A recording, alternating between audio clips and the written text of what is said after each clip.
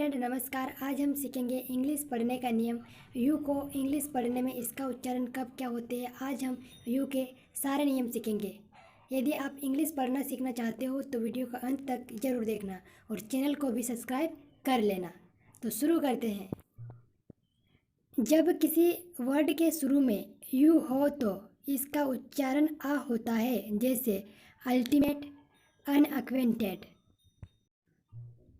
Second rule है, जब किसी वर्ड के शुरू में यू हो और उसके बाद किसी कॉन्सोनेंट से वोवेल जुड़ा हो तो यू का उच्चारण साधारणतः यू होता है, जैसे U consonant plus vowel, uniform, यूजर्फ। इसका तीसरा रूल है, जब किसी वर्ड के बीच में यू हो और दोनों ओर कॉन्सोनेंट हो तो यू का उच्चारण आ होता है, जैसे बस, रन। लेकिन इंग्लिश में कुछ अपवाद होते हैं जहाँ पर रूल लागू नहीं होता।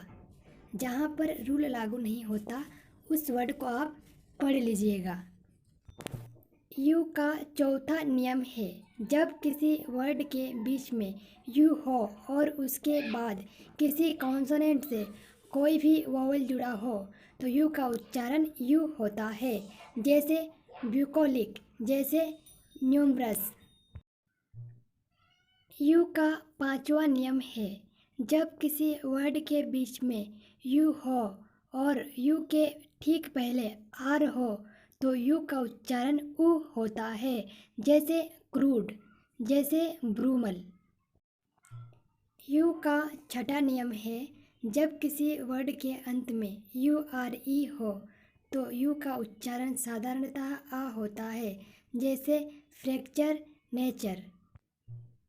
लेकिन इसमें भी कुछ अपवाद है जहाँ पर नियम लागू नहीं हुआ।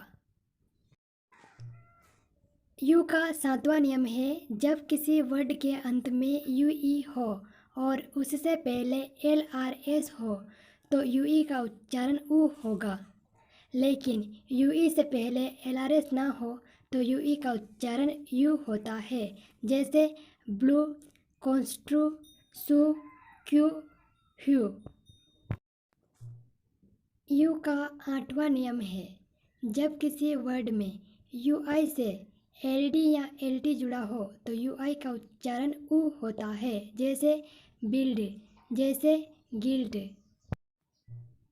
यू का अंतिम नियम है, जब किसी वर्ड में यू आई के ठीक पहले आर जुड़ा हो तो यू आई का उच्चारण ऊ होता है, जैसे ब्रूज, फ्रूट।